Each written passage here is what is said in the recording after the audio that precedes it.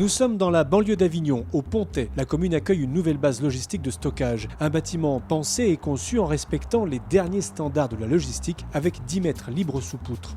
Il présente la particularité d'être divisible en plusieurs lots. Les 36 000 m² du chantier sont répartis en 6 cellules, chacune de 6 000 m² qui pourraient ainsi couvrir 5 piscines olympiques. Michel Petitot, conducteur de travaux de la société Brillant Construction Bois, nous explique les principes de construction retenus pour cette opération. Le système constructif consiste à avoir des poteaux porteurs en béton avec un assemblage en gargouille, c'est-à-dire comme on peut le voir avec un enfourchement, et les boulons qui vont servir à liaisonner les poutres dans les gargouilles au niveau des enfourchements en tête de poteau. La préfabrication ainsi qu'un positionnement précis des poutres sur le chantier lors de leur livraison permettent de tenir des délais très courts, seulement 2 mois de montage pour le lamellé collé. C'est fondamental pour Philippe Lausanne, responsable de programme chez Pitch Promotion.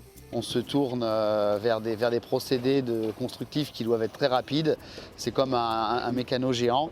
Et donc on a le plus possible recours à la préfabrication en usine et au montage sur chantier. C'est clairement ce qu'on recherche. Rationaliser le chantier pour rationaliser le délai et avoir le moins possible d'imprévus. Cette opération est certifiée HQE, haute qualité environnementale. Cette démarche vise à améliorer la conception des bâtiments en limitant le plus possible leur impact environnemental. L'utilisation du bois y est une cible privilégiée associée à l'intérêt sanitaire du lamellé collé. Le lamellé collé, donc, comme on a pu le dire tout à l'heure, est traité en classe de service 1 ou 2 pour les bâtiments, pour les charpentes qui sont en intérieur. Le lamellé collé est un produit peu émissif qui rentre dans la classification A+ de l'étiquetage environnemental. Des délais courts, de grande portée et un intérêt sanitaire évident classent le lamellé collé aux toutes premières places des choix de matériaux employés en structure.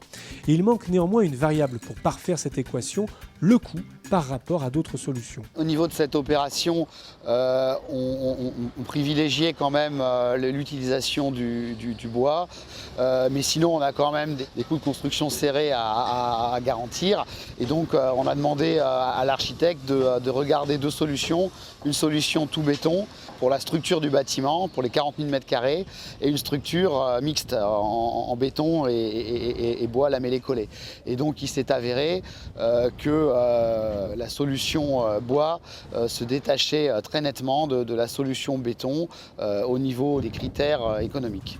Sébastien Follin, architecte chez SAGL à Paris 14e, a mis en œuvre des techniques qui offrent de réels bénéfices économiques.